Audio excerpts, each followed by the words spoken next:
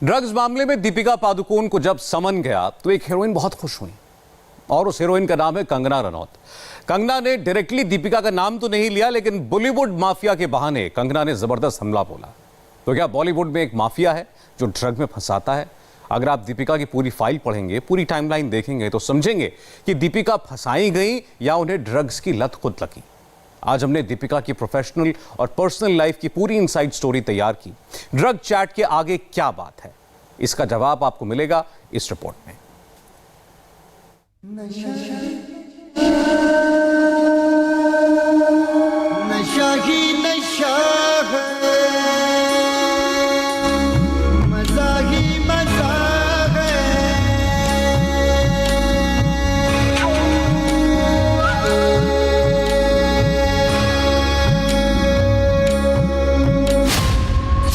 दीपिका की D file में क्या है? क्या सिर्फ नशा ही नशा है? क्या सिर्फ ड्रग्स का मजा ही मजा है? दीपिका की डी वाली हिस्ट्री में कितनी मिस्ट्री है? इसमें कितने किरदार हैं, कितने राजदार हैं? पिछले 48 घंटों से दीपिका को बहुत ट्रोल किया जा रहा है। उनके अलग अलग वीडियोस वायरल किए जा रहे हैं। सवाल है क्यों?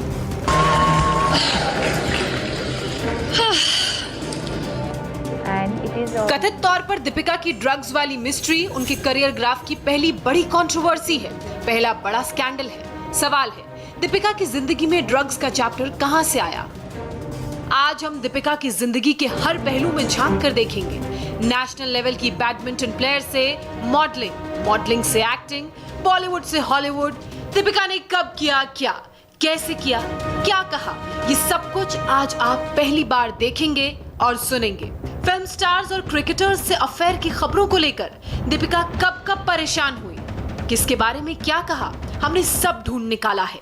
और सबसे बड़ी बात, क्या दीपिका के 13 साल के फिल्मी करियर और पर्सनल लाइफ के एक्सपीरियंस का कथित ड्रग्स वाले कनेक्शन से कोई लेना देना है? आज हम इन सब की पड़ताल करेंगे।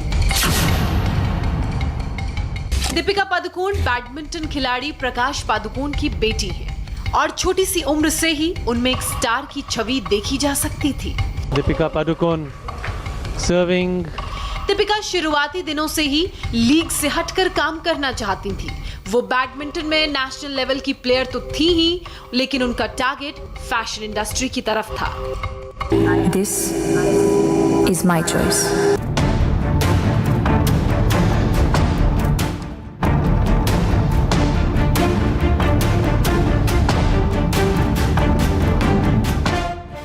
साल पहले 2004 में दीपिका ने मॉडलिंग से अपने करियर की शुरुआत की और देखते ही देखते फैशन इंडस्ट्री ने उन्हें सिर आंखों पर बैठा लिया। वक्त के साथ बहुत कुछ बदला, लेकिन दीपिका का एटीट्यूड और स्टाइल बिल्कुल वैसा ही रहा। आज आपको 10 साल से भी ज्यादा पुरानी दीपिका की ये बात सुननी चाहिए, जब उन्होंने अपने मॉडलिंग करियर का सच बताया था।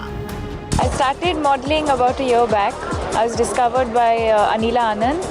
And she got me a couple of assignments when I was younger. I did a couple of campaigns for BPL and for Weekender, and I wanted to take up modeling professionally, but my parents told me that they would allow me to do it only after my graduation. But the offers just started pouring in, and I couldn't resist.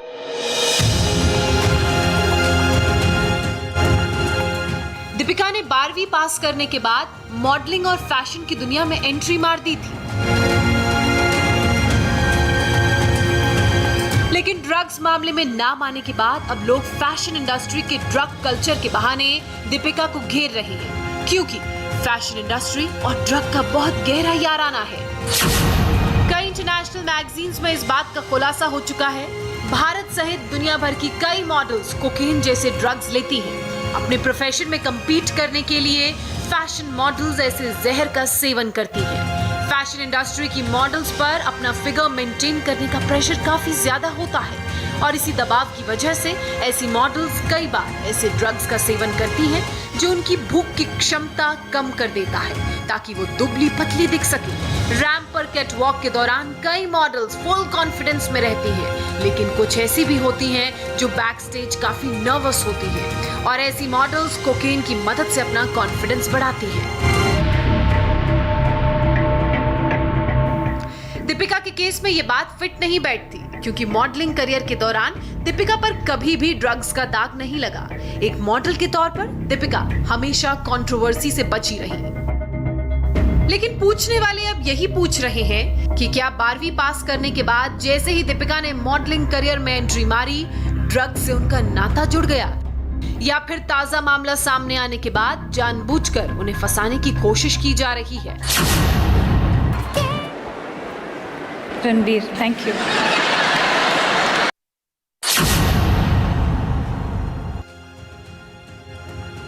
शुरुआती दिनों में पहला बड़ा award मिलने के साथ ही सबकी नजरें दीपिका की प्रोफेशनल लाइफ से ज्यादा उनकी पर्सनल लाइफ पर आ टिकी। महेंद्र सिंह धोनी, युवराज सिंह और सिद्धार्थ मालिया के साथ उनका नाम जोड़ा जाने लगा। दीपिका की परफॉर्मेंस के दौरान धोनी और युवराज की मस्ती के वीडियोस वायरल होने लगे।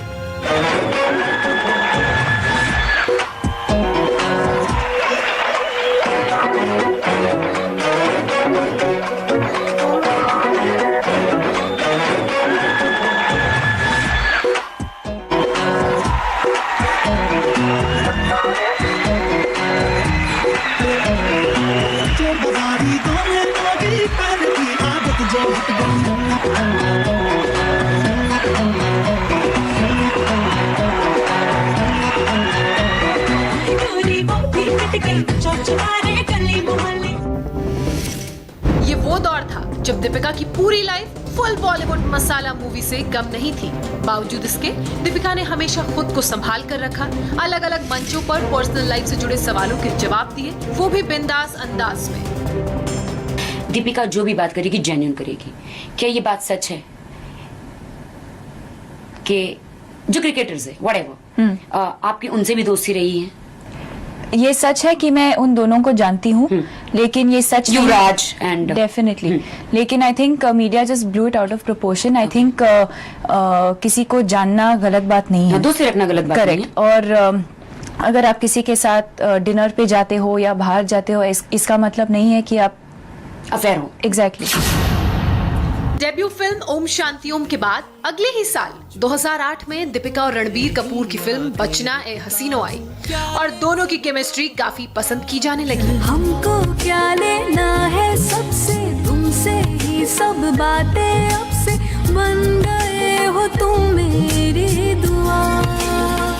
इस फिल्म की शूटिंग के दौरान देखते ही देखते दीपिका और रणबीर एक दूसरे के करीब आ गए और उनके अफेयर के किस्से सामने आने लगे। बचना ए हसीनो तो मैं आ गया, हे बचना ए हसीनो लो मैं आ गया। पर दीपिका ने इस रिश्ते को भी दिल के काफी करीब रखा, हमेशा सहेज कर रखा, हर वक्त रणबीर की तारीफ ही की। मुझे बताइए कि आपने रणबीर के साथ काम किया अभी, बचना ए हसीनो दोनों की जोड़ी बहुत अच्छी लग रही है। आप काफी हॉट लग रही है उसमें, बिकॉज एक पूरी फिल्म डायरेक्ट सलवार कमीज में और डायरेक्ट जंप आ गया आपके हॉट क्लोथ में, तो बहुत ही डिफरेंट 19 आई थिंक पूरब और पश्चिम का मतलब टोटली लुक्स का डिफरेंट हो गया है। आप दोनों में से बेटर एक्टर कौन है भैया? Ranbir, definitely. How can you say that? He is very talented यार। आप अपने आप को ऐसे कैसे कह सकती है? दीपिका, रणबीर का तो मैं इंटरव्यू लेने वाली हूँ, वो तो बात अलग है। अब मैं उनका इंटरव्यू लूंगी तो वो आपका नाम लेंगे। नहीं, I think he'll also think himself only because he has grown up in that film family. He breathes films, he lives films, and he's so passionate about it. And उसके अलावा, I think God's grace, he's extremely talented. So definitely मेरे से ज्यादा। दीपिका पादुकोण और रणबीर कपूर के प्यार के किस्से बॉलीवुड में आम हुआ करते थे। दोनों खुलकर अपने प्यार का इजहार करते नजर आते थे। दीपिका ने तो रणबीर के नाम का टैटू भी करवा लिया। इसी बीच रणबीर की लाइफ में कटरीना कैफ की एंट्री हुई और इस लव स्टोरी का वहीं दी एंड हो गया। दीपिका पादुकोण को इस गम से उबरने में काफी वक्त लगा।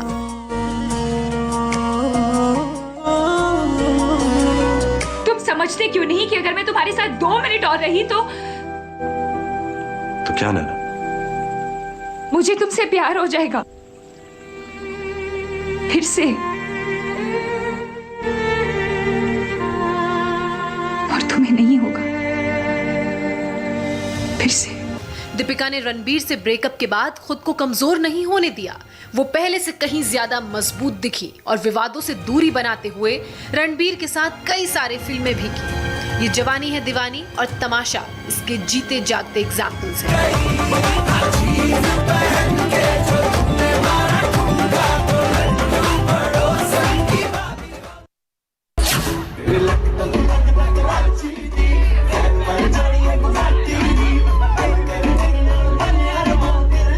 दीपिका की प्रोफेशनल लाइफ ट्रैक पर थी। उनकी पर्सनल लाइफ में रणबीर कपूर की जगह रणवीर सिंह की एंट्री हो चुकी थी और करीब 6 साल तक एक दूसरे को डेट करने के बाद नवंबर 2018 में दोनों ने एक दूसरे का हाथ थाम लिया। 2018 में दीपिका ने एक नई जिंदगी की शुरुआत की, लेकिन इस वक्त सबकी नजरें दीपिका की 2017 वाली टाइमलाइन पर टिकी हैं।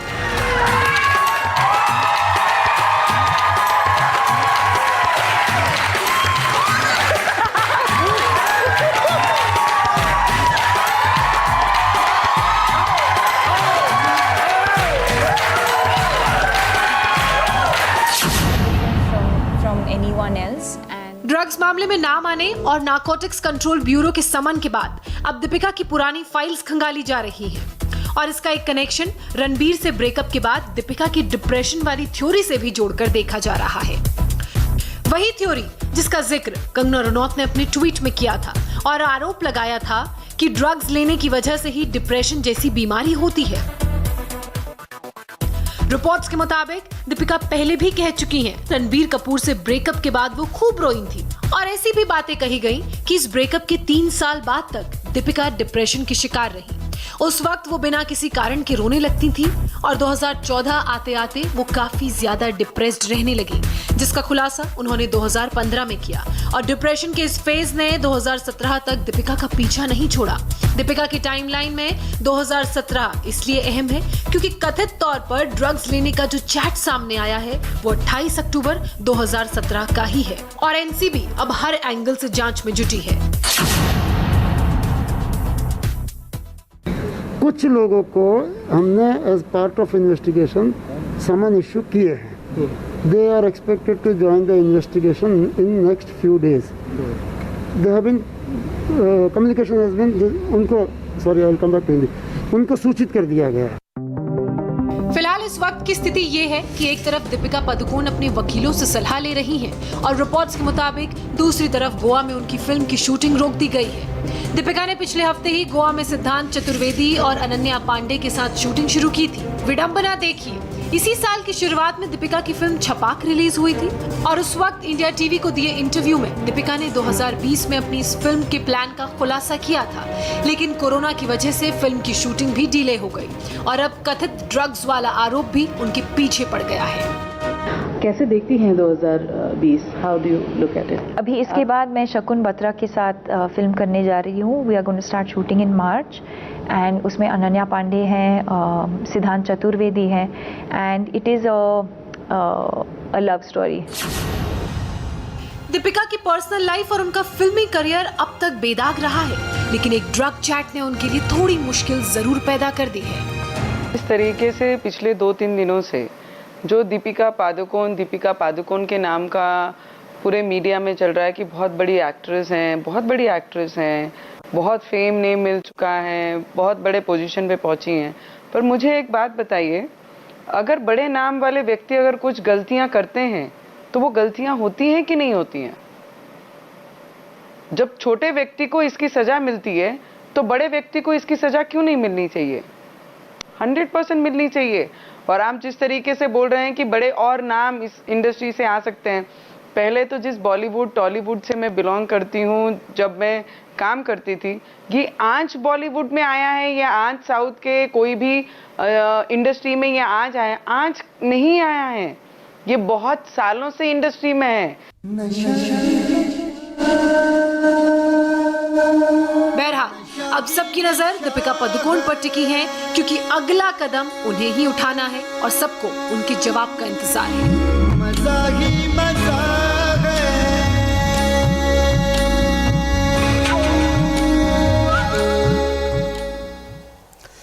बॉलीवुड की ड्रग्स कथा के बीच एक बड़ी खबर